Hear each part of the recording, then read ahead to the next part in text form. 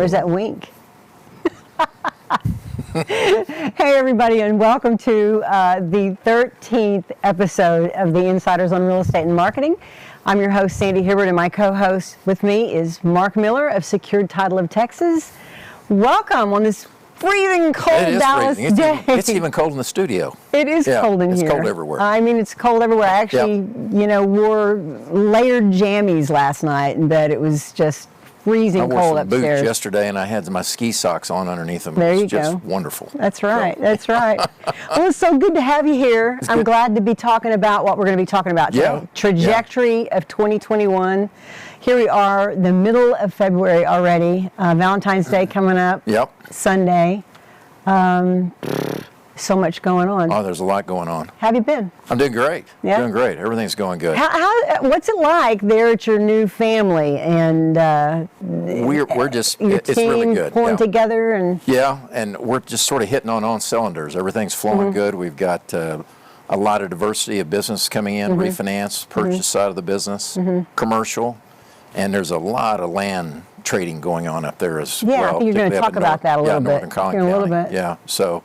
It's been great to meet your team, Carrie and Michelle, super people. I mean, anybody taking their business over there to Secured Title is, believe me, going to be in great hands, especially with this guy. Well, we're on it. And I always tell people, we're not, we're the kind of size of organization where my job is not crunching numbers or worrying about margins or reporting to some home office. I'm involved in the transactions.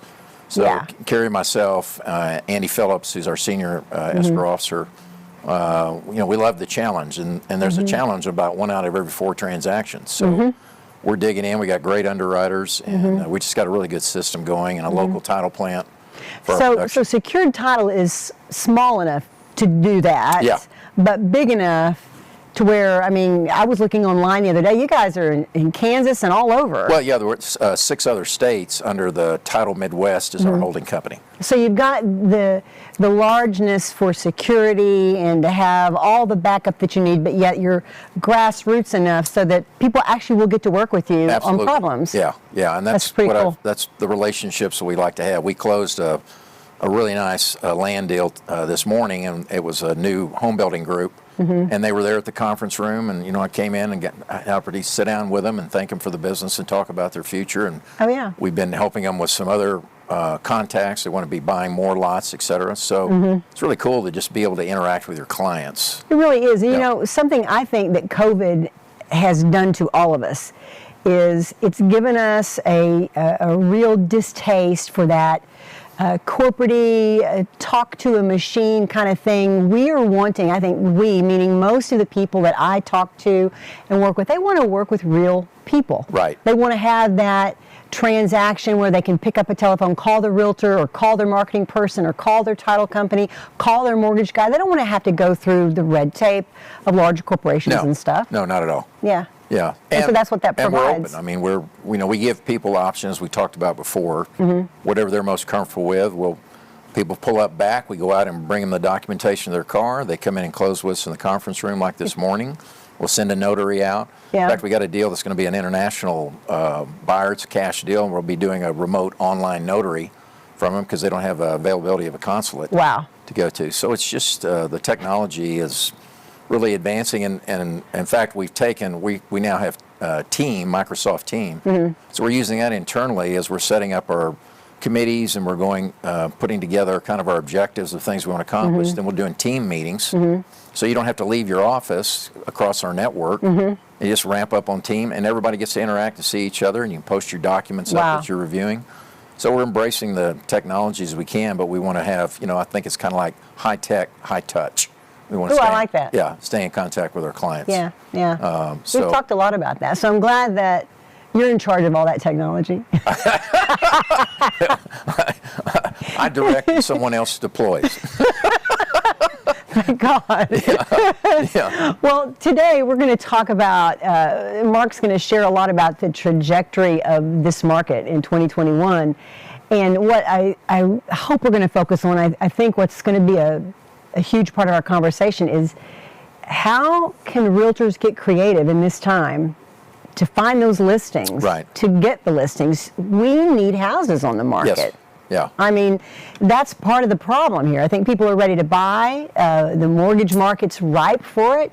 The rates are low. People are ready, but there are no houses. No, there's a ton of demand. Yeah, it's making it crazy because with the multi-offer situation that we have, I know you're going to talk about that too. So, I mean, let's jump right into it because I want to have time to talk about some of these things, Mark, that you told me that are on your mind. And one of those things being the intense real estate transactional market. Right. The things that are coming up that in a normal market just aren't present so much. So let's talk about that for a minute. Yeah, I don't know, they're not as much present, but I think what you have is you have the cycle. And when we're in these cycles that we're in now, this particular cycle I'm referring to, and we've had in our prior show, is the forbearance agreements. Oh, right.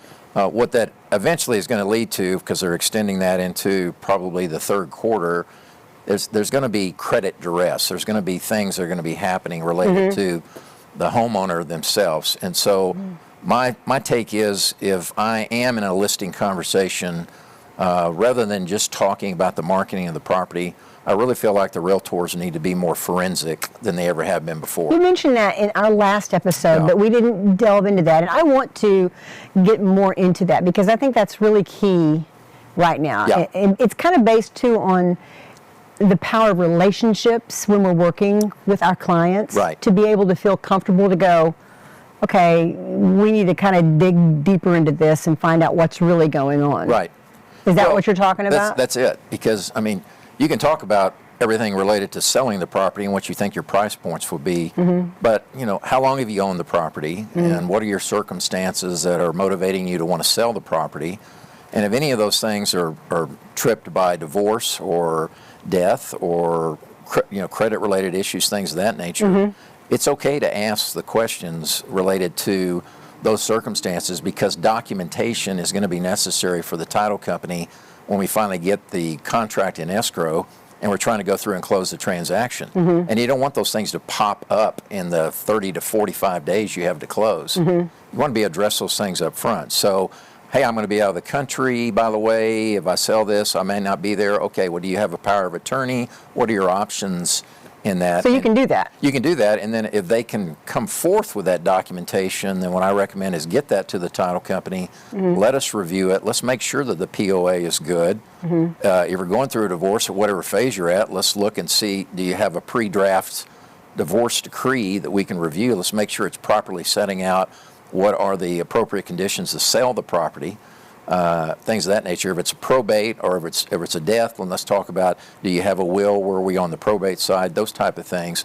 Everything that helps kind of set the stage for what the real true timeline is for closing a transaction. Are these things that are hidden inside the house? I mean, when you think of a title policy and things popping up on the title, for someone that's not an educated realtor like myself, right, what exactly is happening there? Well, and how can the regular person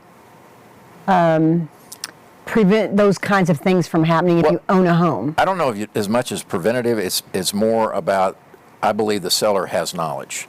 I've seen transactions where we thought everything was fine, and you get to the table, and I've heard of this, and you find out that there's a IRS tax lien. Okay, that would probably be a huge thing that can happen. And the seller did not disclose. I don't know what they're thinking exactly as to why you wouldn't disclose that, but I've seen those kind of circumstances to it. So those are the kinds of things that come up in a title. And that's what we'd see in the title. Once we issue the title commitment, then we're going to see what are the conditions for us to clear title and be able to convey, and what are we going to accept to that we wouldn't insure. But you can't hide the public record. And when the public record shows itself in our examination, then that's when everything kind of goes, oh my gosh, I didn't know about this, or I didn't know about that, or I didn't think that applied. So that's why I'm just encouraging in the listing process to make sure you just delve in a little bit deeper once you determine what the circumstance is for the motivation of the sale, and then drill into that. Why are you selling your home? Yeah, why are you selling your home? And if you don't have quite the documentation things, and they reach out to the escrow officer, let us get in contact with the seller, assuming you've accomplished the listing, and let us have a conversation with them and help them understand what we need and help them along that pathway. Survey's another thing. It's kind of common, certainly. but it's a very critical part of the conveyance side of the transaction.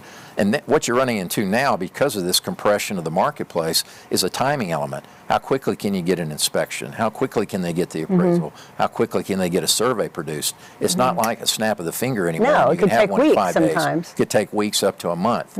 So everything has to be set in a contract in a timing to the So circumstances. how important is that timing, and why is the timing important? Well, the timing is critical, particularly in the very first phase of that timing. That's the option period. Okay. That's the look period, and that's the period when you're going to get the inspection report done to see whether there's anything you need to negotiate additional with the seller.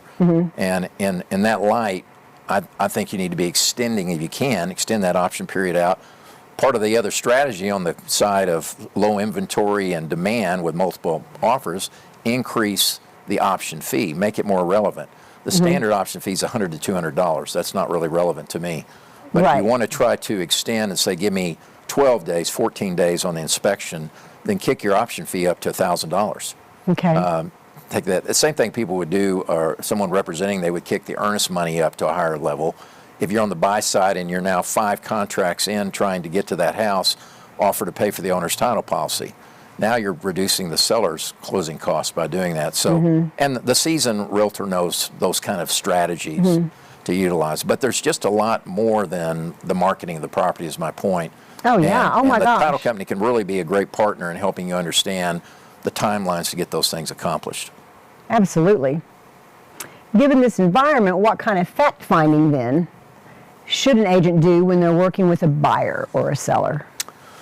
Well, the buyer is pretty well going to, the first part of that fact finding is going to be the qualification for the financing, obviously, for that side. But, and I'll use the example, if you wanted me to point that out, of this couple. I just got a contract in, and this couple went into a neighborhood that they decided they liked, and they wrote a letter. I don't know the content of the letter, but it's not unusual for, in the appeal process of contracts, for buyers, maybe they're a first-time home buyer, to write a letter about why they loved that particular house.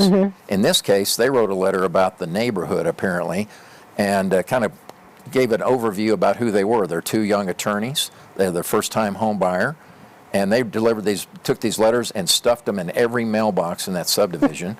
And guess what? They got a response from one of those homeowners. That is pretty smart. They were able to put a deal together, and this isn't a $200,000 home. It's a $600,000 contract. It's in escrow now. We're going to be closing it. Wow. So that's a creativity side that's kind of like, it doesn't have to be necessarily in the pursuit of the contract to the list. How do you dig out those homeowners that haven't listed yet, that may or may not be motivated, but maybe they'll be touched in some way if somebody makes an appeal absolutely. to them. So that's just one element of it. It's crazy.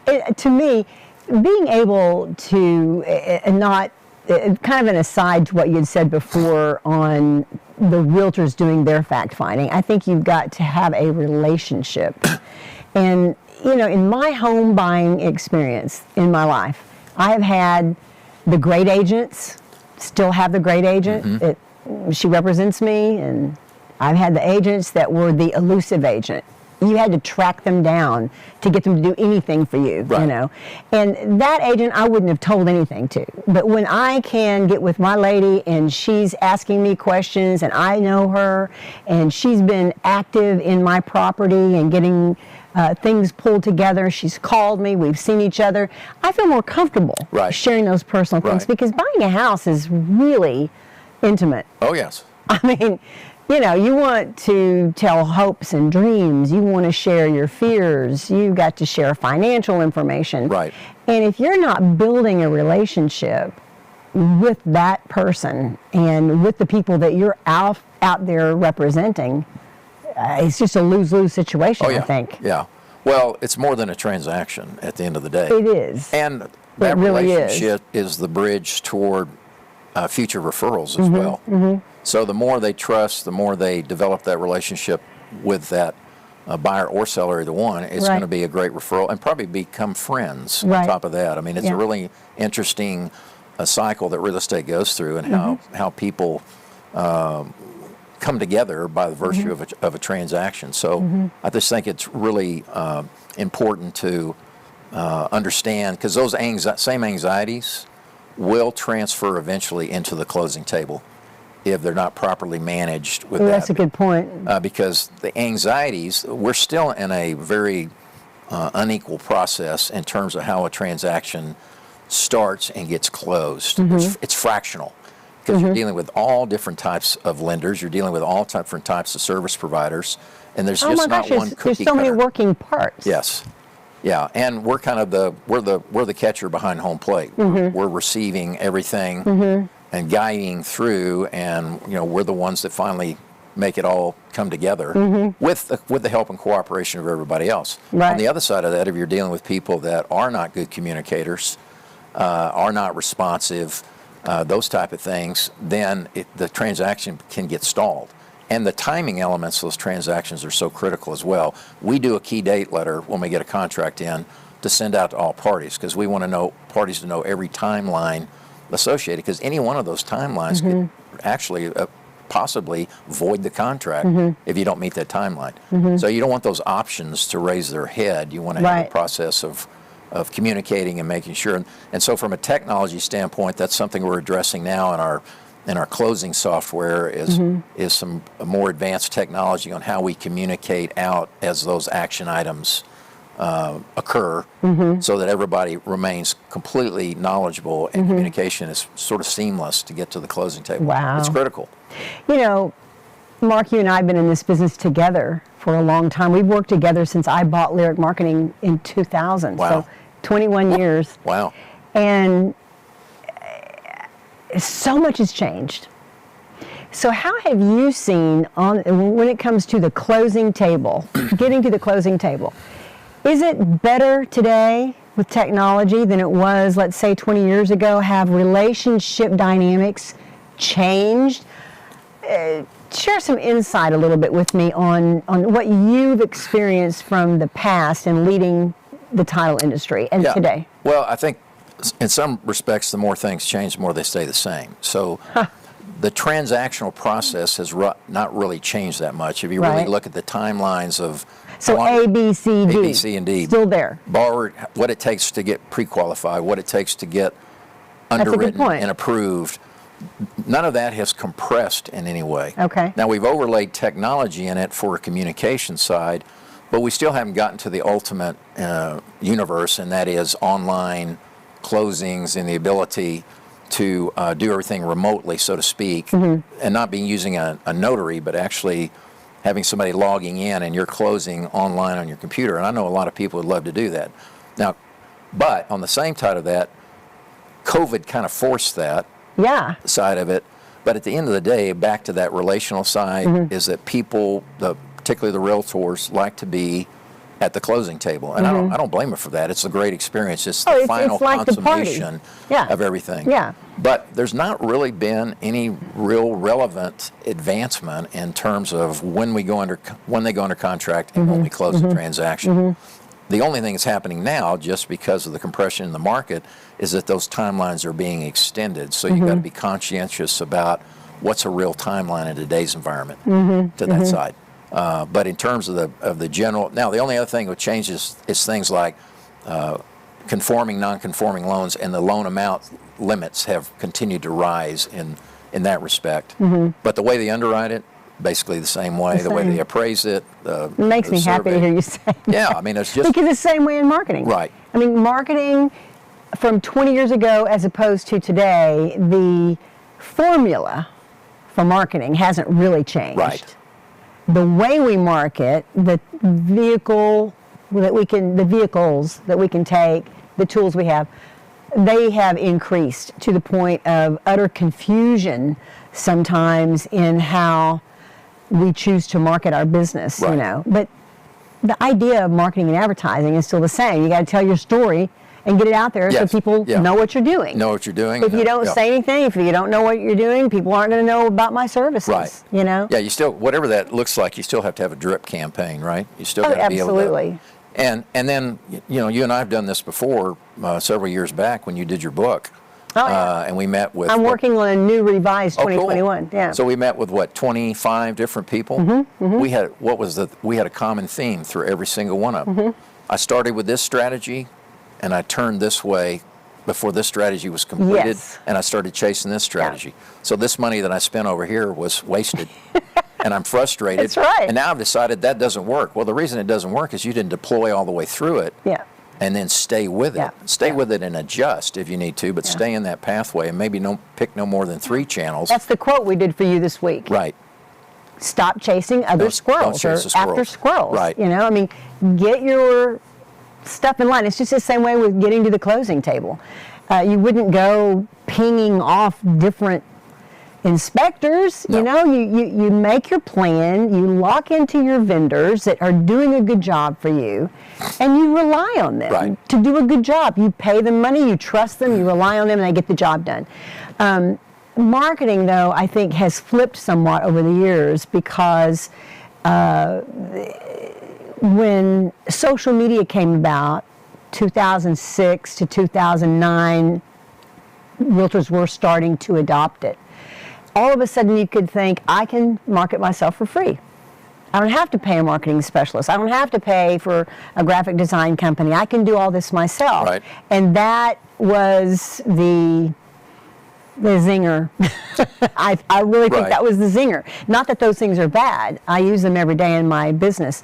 But my point is that when you think that you can take it all on yourself and not have to pay, but to just do everything yourself, you can't do it. Well, go out on Yeah. LinkedIn or go out on Facebook and watch people trying to market themselves on a video.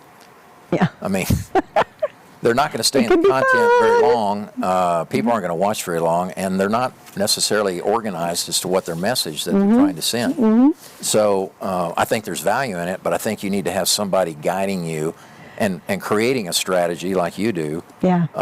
over a period of time, because that consistency is what begins to send a message to that side. Absolutely. It begins to build some type of interest or relationship where somebody has a curiosity to want to move toward that particular team to work with them based on what they're telling them. And so I still believe education in any of that process, because if you say what's the one thing that hasn't really changed, it's the lack of knowledge that the general consumer has about the buying and selling process. Yeah. That they just don't have the knowledge. No. And so there's still that opportunity to educate them in that space. Rather than all of the outer parameters about the marketing side. It's more about the transactional side. Here's what you're going to experience as you go through this, prepping them, preparing them for that, understanding and educating them along that pathway. And that kind of hardcore marketing is so vital to me. It should be foundational to any realtor's Right. marketing plan. Mark, you know as well as I do that you get too much involved in Instagram, Facebook. It can so easily become all about me. Yeah. Yeah. And before you know it, I'm just posting my pretty face and I'm not giving any content that's educating anybody. Right. And so then we have this vast ocean of nothingness that's just a lot of noise. And as a professional marketer, being on Facebook and Instagram 6 to 8 hours every single day, I see so much of this. I see realtors who I look at their feeds and I wonder what kind of business they're in. Right. I have no clue. I think they're just a pretty thing, you know? I mean, and all that's great. All that, I'm not dissing any of that. But what we've forgotten are those really basic, important things like educational brochures, educational websites, educational and foundational classes that teach people these things, and then the realtor goes out and takes that to the populace. Well, you know? even if you're going to do the video side of it, then bring your partners into that with you that you choose to partner with, and let their expertise come forward and interacting together in an educational 2-minute side about whether it was financing or title or survey or whatever it might be that you chose as your topic, and bring your experts in there and use that as your format for educating. It's powerful. It's very powerful. It's very powerful, and I'll give you an example, and you know this because you were involved on some level with it, and that was back in when the market crashed in 2008. And my biggest client at the time was Century 21, Judge Fight Company. Great company, great guy. Jim was so savvy about the market, and he pulled his team together, brought me in, and asked us to create a campaign that could counter all of the horror stories we were getting from the media about the bottom of the market falling out of the real estate market. And in Dallas at that time, yeah, we took a big hit and it was tough, but it wasn't anything like Florida or California or New York. Right. And so his idea was, I've got to educate not only my realtors, because the realtors were down and out, because they weren't getting the business. They were listening to the news. They were staying at home all afraid, you know, they were going to lose all their business. And so he said, we've got to, number one, educate our realtors, and number two, encourage them to educate their clients. And if we can do this, we can change the numbers at Judge Fight Company. And we put together the Real Estate 411 campaign. My company did that for him. And it was, real estate is great. In Dallas, it may suck everywhere else in the nation, but here in Dallas, we're doing okay. And here's why, and here's what we're doing. And I put together, I'm so proud of that campaign. It was colorful, it was old-fashioned in that it had lots of paper. You know, we could put out paper on postcards and flyers, and then we had the online part of it too that was very powerful.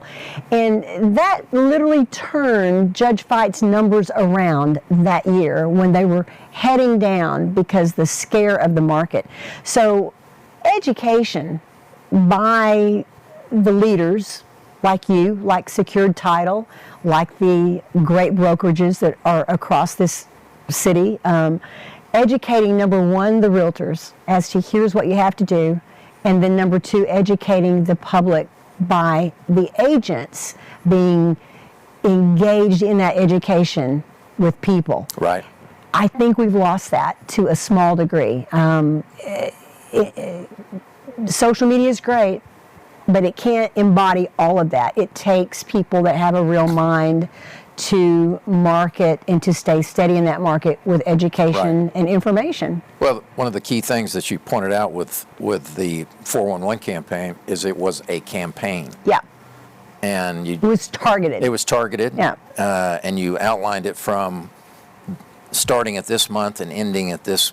It was a campaign over time that continued to deliver the message and strengthen the message. Absolutely. And add to the message to that side. And so that's what I think sometimes people just kind of go, okay, I got to go market. And they're not thinking about what am I going to market, what am I going to talk about, how am I going to attract the listing or the buyer.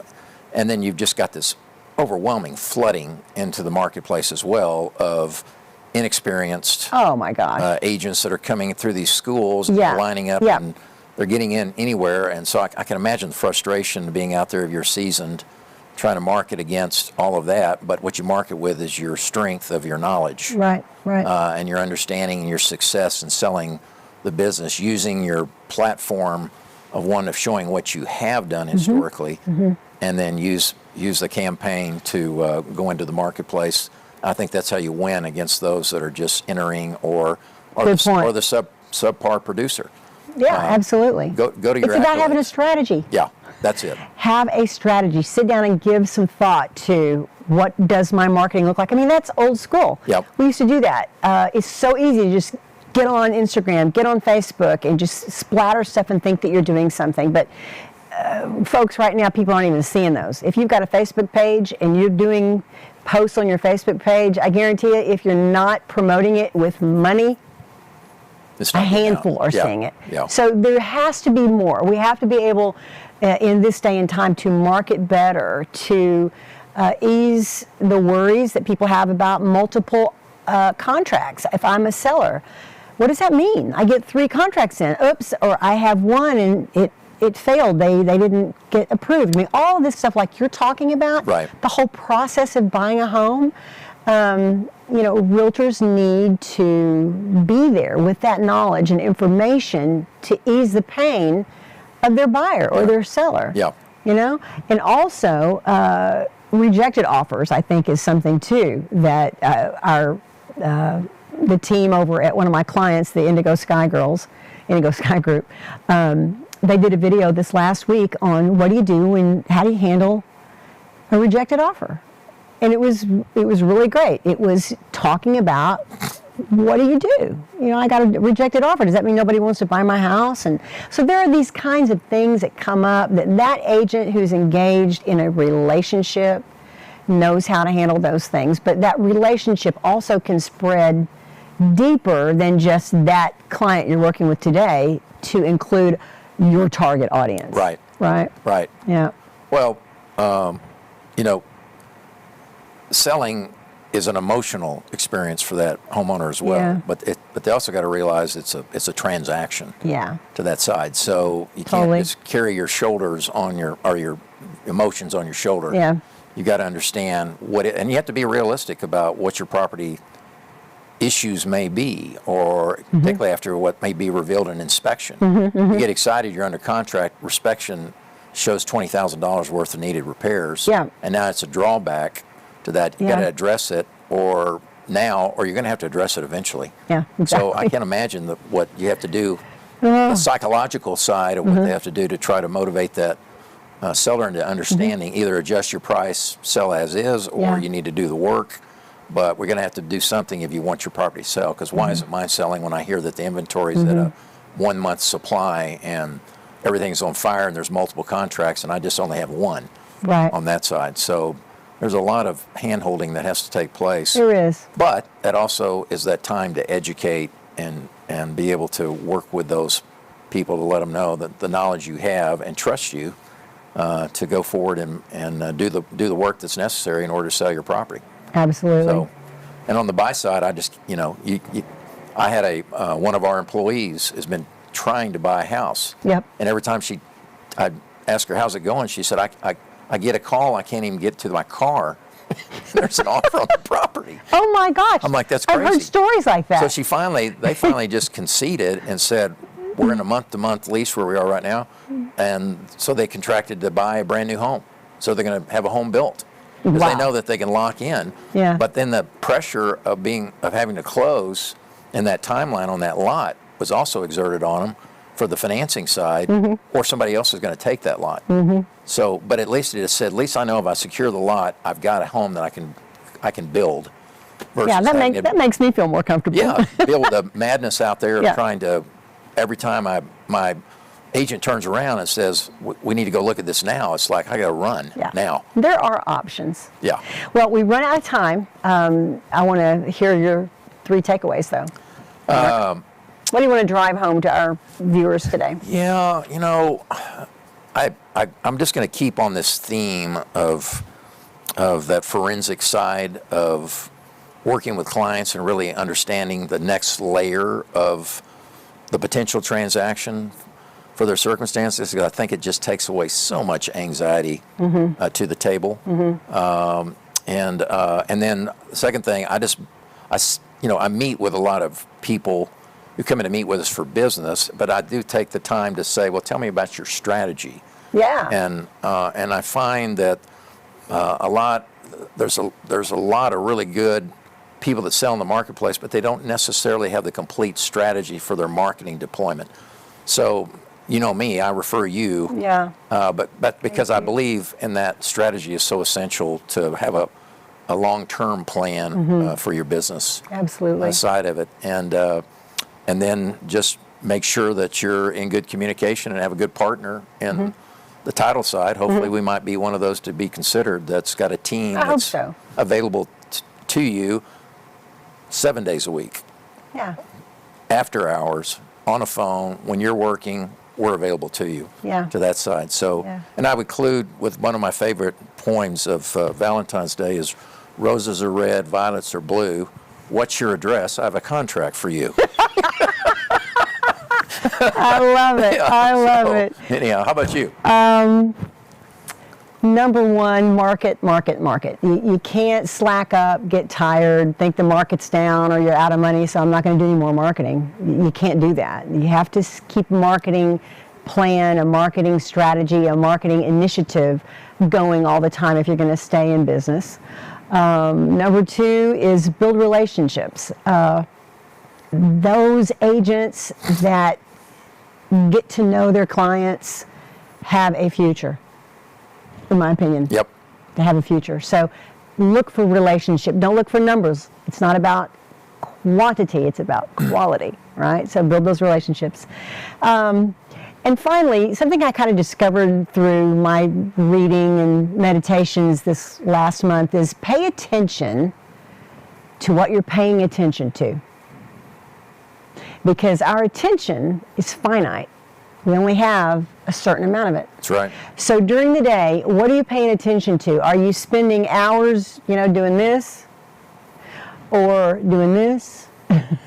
Or blah, blah, blah. Right. So what are you paying attention to? And if you're in business, if you're in a transaction, if you're working with a client, pay attention to them. Be on, be aware, be focused, and be in the moment. I think that crosses all the lines we need it to cross. I know. So, hardest thing to do is put that phone down.